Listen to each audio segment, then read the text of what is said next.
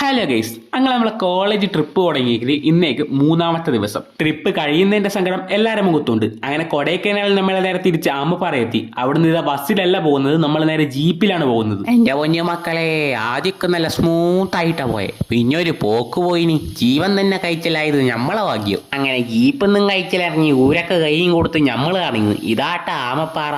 ആമപ്പാറ എന്ന് പറഞ്ഞ ആമേന്റെ ഉള്ളിലെ കൂട്ടിയല്ല, ഏതോ പാറമടേന്റെ ഉള്ളിലേക്കൂടെ പോണം. പാറമട എന്ന് പറയുമ്പോൾ ഇത്രയും ചെറിയ പാറമടയാന്ന് ഞമ്മളെ വിചാരിച്ചില്ല. ശ്വാസം കിട്ടിയത് തന്നെ ഞമ്മളെ ഭാഗ്യം. ഞാൻ അതിന്റെ ഉള്ളിലേക്കൂടെ നുഴഞ്ഞു കയറി ഞമ്മളത് ഇവിടെ എത്തി. എന്താ വ്യൂ അല്ലേ? ഞാൻ ഈ പറയുന്നിടക്ക് നിങ്ങൾക്ക് ആ സബ്സ്ക്രൈബ് ബട്ടൺ ഒന്ന് അടിച്ചോടി. അങ്ങനെ അതും കണ്ട് നമ്മൾ നേരെ ജീപ്പിന്റെ അടുത്തേക്ക് പോയി. ഡ്രൈവറെ പേടിച്ചിട്ടാന്ന് ഒരുത്തൊന്നും ജീപ്പിന്റെ അടുത്തേക്ക് വരുന്നില്ല. എങ്ങനെ വരാനാ? പാറേന്റെ മേലെ എടുത്തു വെച്ചിനി. നമ്മളതിന് കുറച്ചു നേരം വെറുതെ വണ്ടിയിലങ്ങിരുന്നു. എക്സാക്ട് ഇതാട്ടോ ആമപ്പാറ. ആമയുടെ ഷേപ്പ് ഉള്ളതുകൊണ്ട് ആമപ്പാറാന്ന് വന്നേ. അപ്പൊ ഈ വീഡിയോ ഇത്രയേ ഉള്ളൂ. അപ്പൊ വീഡിയോ ഇഷ്ടപ്പെട്ടിട്ട് ആ സബ്സ്ക്രൈബ് ബട്ടൺ ഒന്ന് അടിച്ചു പൊട്ടിച്ചിട്ട് ആ തൂങ്ങി കിടക്കുന്ന മണിയൊന്ന് ടിണ്ടിന്ന് പറഞ്ഞ് അടിച്ചിട്ട് പോയിക്കോളി.